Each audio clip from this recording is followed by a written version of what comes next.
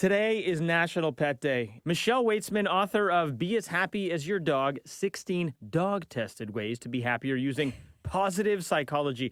I don't know what it is about dogs, but I get home from work and Coffee the Pooch is so fired up to see me. I go throw the garbage away down the hall and I come back and Coffee the Pooch is just as fired up to see me. Why are dogs so happy? What's the deal? Well, dogs are happy by default, and we're not. We're just kind of always worried about stuff that's going on somewhere else or happened yesterday or might happen next week.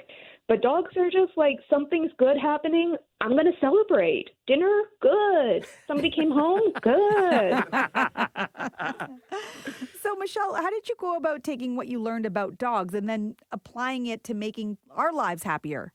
Yeah, so I came at this from two different angles. First, I talked to a lot of dog behavior experts to find out exactly why it is dogs are happy all the time. And then I did a lot of research on something called Pawsitive Psychology, which is helping people to live their best, happiest, most productive life. And so I took those typical things that dogs do, like wagging their tail and going for a walk every day and, having a pack that they trust. And I sort of made human advice fit into those behaviors so that if we act more like our dogs, we'll be happier like our dogs. It's funny. There's that famous picture of the dogs playing poker, but I always think I'd love to play poker against my dog because they have no poker face when they're happy. Their butt and their tail just starts wagging, and it's amazing. What is sort of the one tangible, actionable thing listeners could do to just sort of add more happiness to their lives in a dog type of way? One easy thing you can do is just remind yourself to enjoy what's happening around you right at the moment. So, it's going to be a beautiful day today. Go for a walk at lunchtime. Enjoy the sunshine. And be aware that you're enjoying it. Instead of, looking at your phone or worrying about what's for dinner, just take a moment to say, hey, something good is happening right now, and I'm going to enjoy that. It's simple advice, but it's good advice. And, we're all guilty of sort of getting busy in our lives and forgetting the simple things that do make us happy. When we talk about your book, apart from the dog part of things, what makes your book different from other self-help books?